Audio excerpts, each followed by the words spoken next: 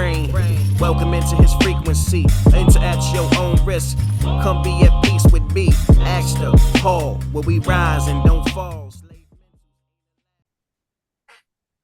Welcome back to another episode of Baxter's Buzz. I am your host, Baxter E. Hall. Welcome to my brain.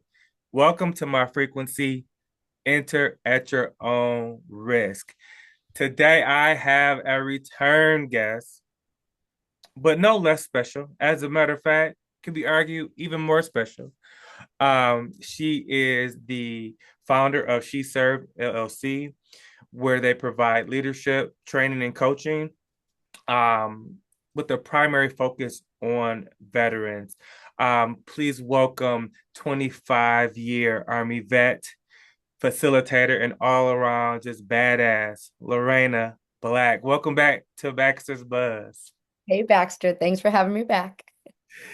That was good, right? That was good. That was good. Yeah, I like it. yeah. Have you noticed that I always try to make you laugh before I start the intro? It's just yes. And it works every time. Gotta keep you on your toes. I gotta keep you on your toes. Yeah. So, um, we talk frequently enough, and we both have just some really similar views on the importance of networking. So much so that we'll be doing some projects and some workshops together in a sort of a co-facilitation space because I think we both see it similarly, but we have enough differences where we can kind of complement each other. I thought today that we could talk just about the theory of a book that I've just picked up. It's written by Adam Grant. It is called Give and Take.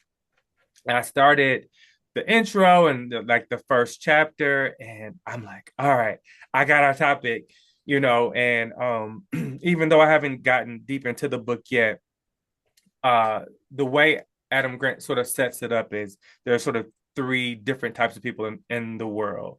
You have givers, you have takers, and then you have people that are matchers, right? So the givers essentially are more worried about other people having things versus themselves. The takers are on the opposite end of that, right? They're making sure they get theirs, right? That's kind of their thing. And then these matchers, um, in a survey of over 30,000 people, 56% of people kind of describe themselves as matchers. Matchers are these folks that say, well, Lorena did this for me, so I'll do that for them. They won't go overboard either way. They are, folks call it matching energy these days.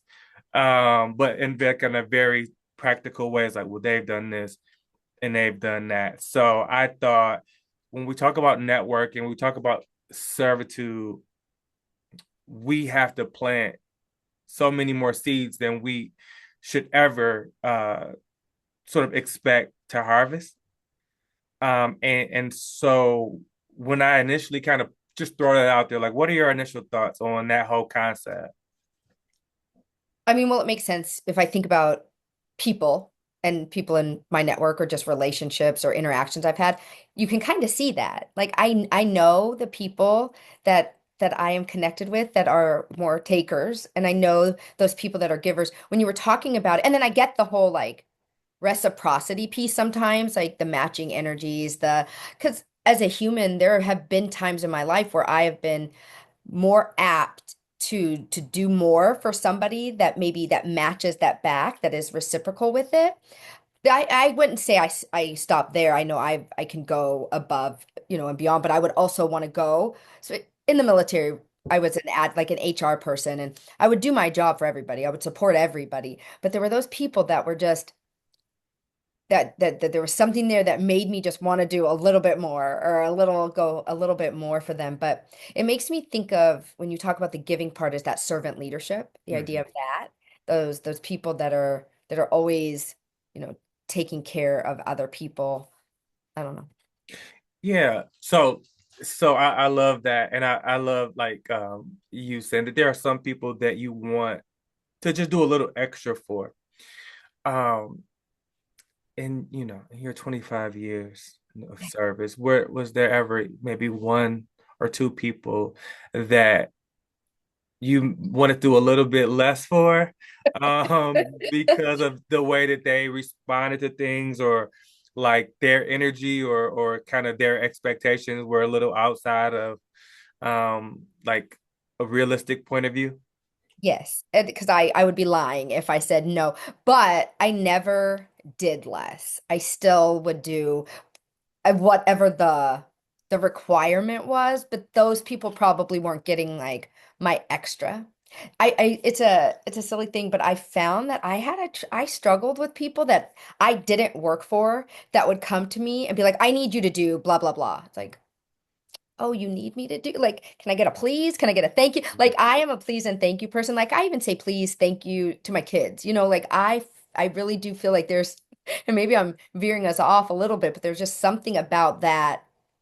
I think you used the word, the attitude in which you ask for something from me. Like, I don't know. I do better when when Yeah. I feel like you're gonna appreciate those things, even though I know sometimes you just have to do what's right, and you can't hold on to how the other person, whether they're going to appreciate it or not.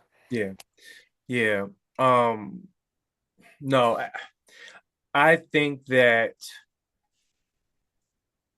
so we've talked about this in my personal life, and it's also my sort of profession.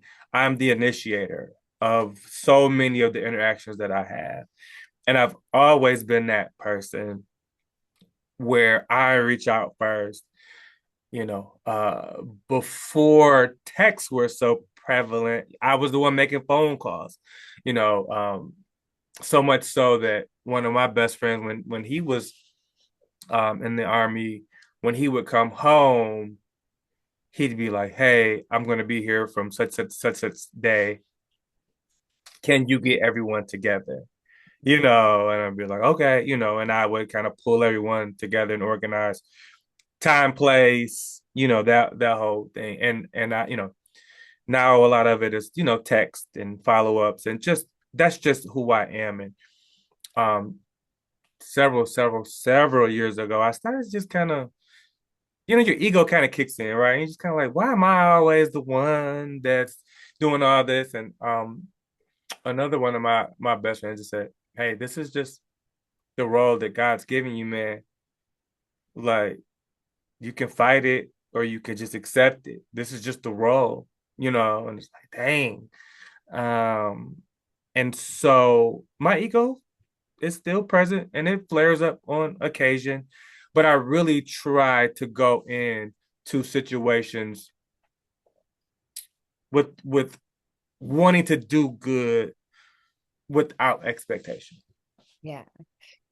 As you were saying that, you made me think of two things. One, when I was in the army, this was, before the cell phone thing as well. And my best friend, and she was my best friend from high school, and we're best friends today. She always knew when I was coming home.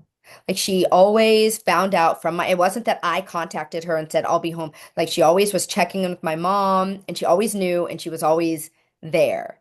And I think that is a huge part of what helped us, like all those years I was off doing whatever, and she was off, but we were able to come back and stay connected. And when we talk about networking, that sticky relationships, like, how do you keep the thing sticky? And it's being that person that you were, being that person that my best friend was. The other thing that came up for me when you were talking is I have a really good friend, and the last couple of months I've been dealing kind of in my own stuff, right? And I've been so self-focused. I wouldn't even say self-focused. I focused on what was going on in my bubble. Yeah. And she is having all of these successes, and awesome things are going on. And because I'm so in my bubble, I'm missing that that's happening. And she finally reached out to me and was like, "Hey, um, are you upset with me? Are you upset with me? Did something happen?" And I was like, "Oh no, why would you think that?" And she's like, "Well, like, these really cool things happen and I didn't hear from you." And I just was like, I felt really bad because Mhm. I want to cheer her on. I want to be that for her because she's that for me. But it was a good reminder that even when all of our stuff is going on around us, you have to make sure you're still watering those relationships. And there are seasons, so I'm not saying you have to be perfect all the time. And I definitely give myself grace and encourage others to do the same. But it was a good reminder that those things are important, those check-ins, those cheering your friends and buddies on, that giving of your attention and things like that, not just taking theirs. No, that's a great point because your first instinct could have been like, well, I haven't heard from you. I'm going through like you don't know what I'm going through, and whether you would be right, justified or not, it wouldn't have made the situation any better. Um, I think that yeah, there are times where I'm kind of dealing with my own stuff and I won't hear from as many people if I don't reach out first. And so I've had to just this is my sort of rule of thumb. In my personal life, if I'm always reaching out to Lorena and like, hey, let's grab coffee, hey, let's grab a Teams meeting, whatever, let's grab lunch.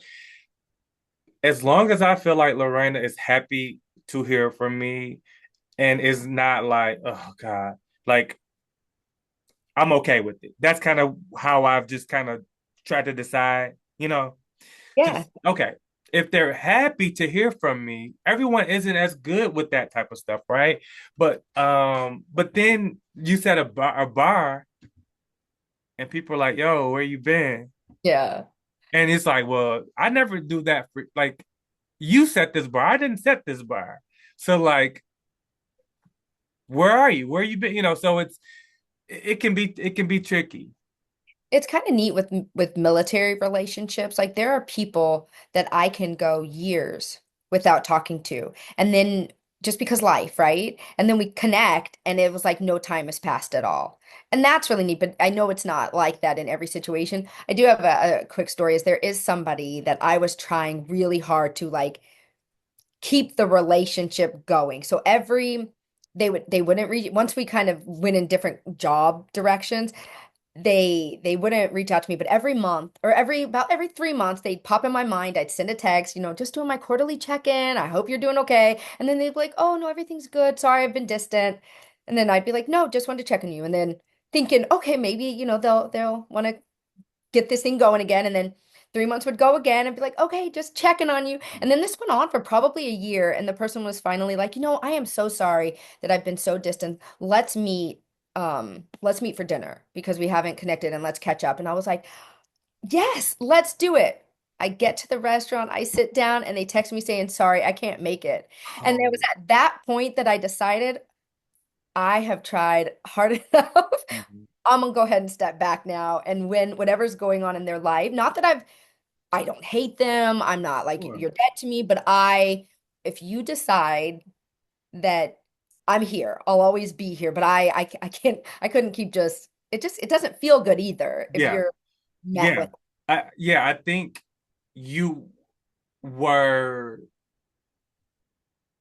following my rule of thumb, right? Like, is this appreciated? yeah. I don't even need you to be the one initiated, but do you appreciate when I reach out and I have a friend, they'll say, I'm so bad at this. Thank you for always being so consistent. And it is a nice to be recognized and to be appreciated. Um, they're always happy to connect and get together, but they just won't necessarily be the ones to do it. Um, I have kind of an opposite experience that happened recently. It's a person in my network. So now we're talking professionally. Someone that I know, but not very well. Um, Again, this is why it's important to remove your ego. So I am sending a text. They cross my mind, send them a text. But before I send a text, I look and I realize I'm looking at the thread that's all like very one-sided, right? And I'm just like, man, whatever. So I send the text anyway. Just a quick, hope you're doing well, checking in on you. Well, wouldn't you know, I get a message immediately from this person, a video message. Oh, They're in their office and they they said, "This must be God. I was just thinking about you like 20 minutes ago." They take their camera and they move it to their bulletin board in their office. I had written them a card in December. I forgot about it. Again, if you're waiting on these returns from people, these immediate microwavable returns, you got to stop. You yeah. got to stop. They said, I'm looking at your car, and they had it pinned to their bulletin board, and they said, I was just thinking about you. I was gonna try to find a return address so I could send you something, and I'm glad that you reached out today. Let's get together, basically, right? And so if I'm too in my head about it, that doesn't happen, right? Or if I give up right then maybe this next sort of iteration of our relationship doesn't happen Mhm. because I didn't continue to water that, right? And the thing is, going back to this book, sometimes you don't know if you're watering something that can be grown. You just don't, sometimes you just don't know.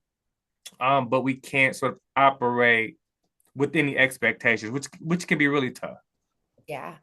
Yeah. The Yeah. expectation thing is what gets us into trouble sometimes in all facets of life All the and time. Yeah. yeah. Yeah. Yeah. Like and so there's this, like, you'll hear people say this and I cringe. I used to really cringe, but then as I got a little bit more wisdom, I kind of understood where they're coming from. People say, I don't have any, I set my expectations low, so I can't be disappointed. Have you heard people say that? Yeah, like what did they say? Expect the worst, but hope for the best. I've heard that.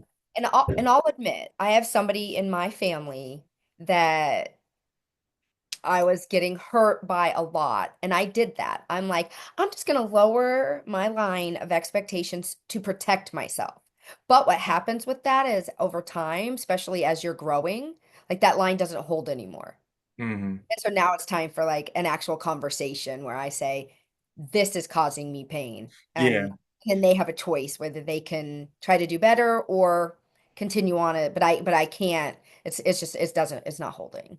So we'll Well, be careful with that too. so the book Relational Intelligence, um, by Dr. Darius Daniels. He's also a pastor. That book was one of those game changers for me because he didn't talk about lowering expectations. He really talked about sort of putting people in the proper categories, you know. And so when I would hear people say I'm lowering, that's what would make me cringe. But once I read this book, first of all, it took a lot of like weight off of me to say, you know what, this person is more of an associate than a friend, and that's okay. But I need to adjust my expectations for this person, right? Um, and of course, there are seasons where you're more of a giver versus a taker, and but there are times where it's vice versa, right? So those things aside, sometimes we just have people in the wrong categories. Yeah. And so even though I still kind of cringe when people say lower, I think what they really mean is just they need to adjust their expectations. Yeah. And then, my therapist would argue that, yeah, there's still a point where you need to set like very clear expectations, right? With these people in your life, if they are, important to you. So, When I was working with a coach not too long ago, she sent me this video or it was an audio clip. I think it was by Steve Chandler. Not 100% sure on that, but it was about expectations versus agreements. And mm, that we talked about already, you get in trouble with expectations. But if you have an agreement, if both people agree, like let's say here's the here's what we agree on, and somebody falls short of that or doesn't live up to what they agreed, then that's a different conversation than I had an agreement in my head when I set these expectations Yes. that you knew nothing about. Yes. Now I'm mad that you're not meeting them. Now we're in trouble. Yes. So it's like both parties need to have a level of agreement on whatever the thing is. Yes. Yes. I love that. So let's get so let me bring this other point that I want to get your opinion on about this book. So the Give and Take book. Now Adam Grant talks about uh it could be sales people, it could be any aspect of sort of one quick thing. He also says that most people are more giving in their personal relationships. Mhm. But when it comes to their work and professional lives, it doesn't translate. And there's a number of reasons why. And I'm sure people who are listening to this can think of a number of reasons why they don't always feel like giving to their boss or to their colleagues like they would give to their spouse or a person, close personal friend. But he talked about performance and just whether it's a tangible performance or whatever. Givers are at the bottom as far as performance, and sort of the professional or corporate structure. And I'm listening to it and I go, oh, that makes about, nice guys finish last, right? That's the whole thing. And I said, oh, that makes sense. I'm listening. But then he went on to say that the highest performers are also givers. They're either at the top or at the bottom. And these takers and matchers are typically in the middle. So Yeah. now I'm like, okay, my mind's blown. It's way too early in the morning. Like, what do I do? I gotta like get through more of this book. But like when you hear that, what comes to mind? When I hear it, I instantly think of the difference between serving and pleasing. And I had the same conversation with my coach. So when you're talking about those high performers, they're they are giving from a place of service. So they're giving, and that servant leadership comes back into play. But the givers at the bottom, they're pleasing. That means they're doing stuff so you'll like me and you'll like me and you'll like me. Mm, And maybe that means that I'm not serving you. I'm not serving myself. I'm not getting my job done quite possibly because maybe I'm doing all your work because I want you to like me. So that like as soon as you say that, I'm like, "Oh yeah, that definitely is the difference between the two of those. At least that's what I think. I'll be curious to see what comes out." pleasers versus Serving. serving. Yeah, that's actually that's deep because yeah, again, there's a number of kind of ways you can take that. One of the first things that I think about is, am I intentionally sort of putting my ambitions aside to please you? Am I suppressing my ambitions or burying them and helping you? But I'm really afraid of sort of excelling, you Yeah. know? But also think about if you are giving to a place where it is you're one of those bottom kind of people, I don't know. You're probably giving so much that you're not taking care of yourself. You're not initiating self-care. You're not doing what you need to do for your career because you're so focused on that pleaser piece of it, on making other people happy in a way, and you're not setting yourself up for success. One of the things that my coach said too that I really liked, even more hitting home the difference between pleaser versus serving, is when you're serving, you're doing it from a place of abundance. Like your cup is, you filled your cup, you've done the self-care. Now you are able to serve others and give all of that excess that you have. Yeah. Pleasing, you're pleasing from an empty, or you're pouring from that empty cup. You're Mm, depleting everything you have because you're so focused again on how can I make other people happy before taking care mm. of yourself. Wow. Yeah, yeah. Yeah, yeah. We're gonna come back to that. Matter of fact, we can read this thing together. Let No, me, I wrote it down earlier when you mentioned yeah, it. I was like, okay, I need to check this out. yeah, because I'm fascinated by that. And um, the name of my presentation that I do on networking is, you get what you give, right? So I understand the concept, to a certain, you know, maybe differently than you or differently than the author, but I understand that concept. And I challenge the folks that I'm speaking to, presenting to, that if it's all about you, then you're basically in the wrong spot. This is There's no 3-step plan to really get out of this thing what you are expecting. It's just way more organic, and not in the sense that you just let things happen, but it's way more organic in the sense that the seeds that we plant, the good that we do, the folks that we serve, the value that we bring, it may not show up on our scorecard.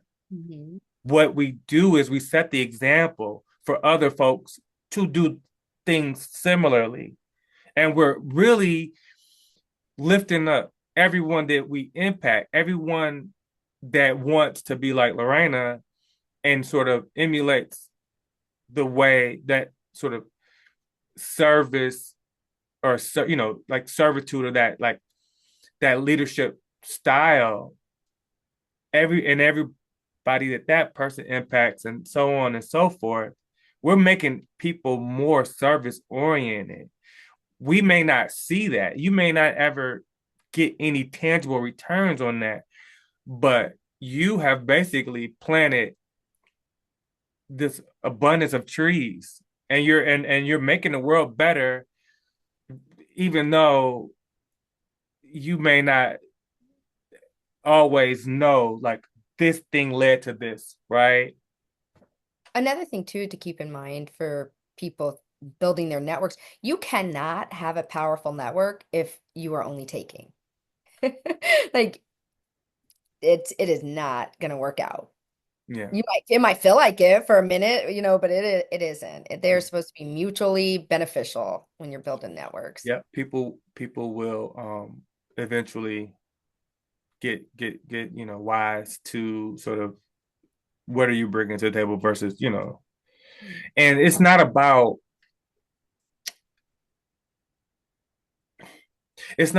what you've done, it's about what are you willing to do.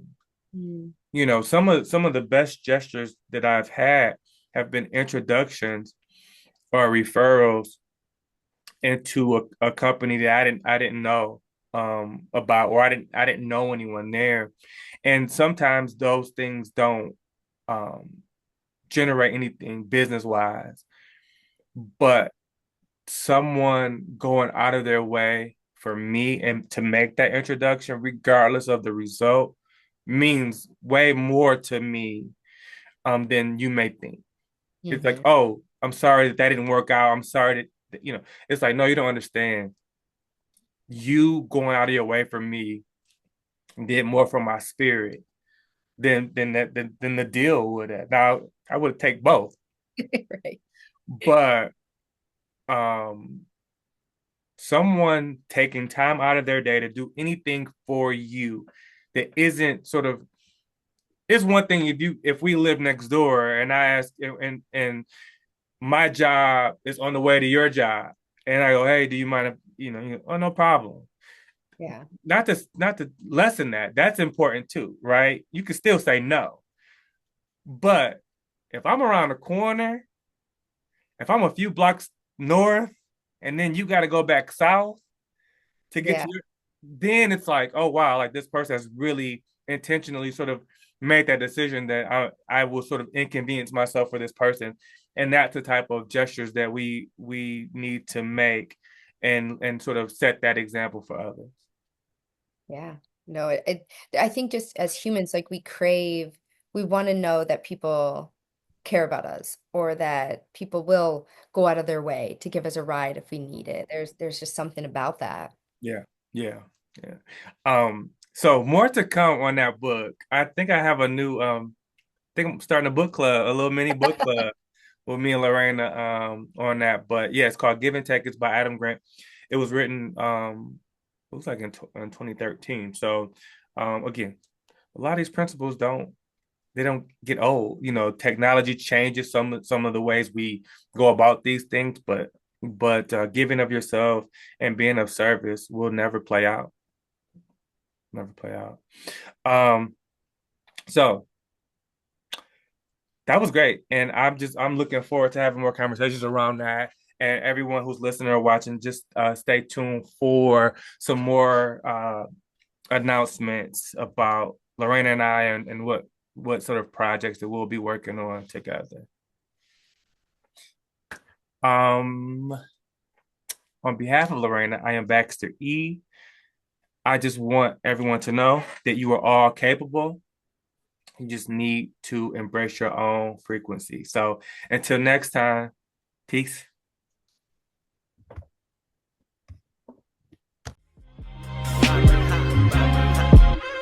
Welcome into his brain. Welcome into his frequency. Enter at your own risk. Come be at peace with me. Thank you so much for watching this video. If you haven't already, please hit the like button. Please subscribe, share, and also hit that notification button as well. Thank you so much. Financial literacy to authentic Black history. This real rap.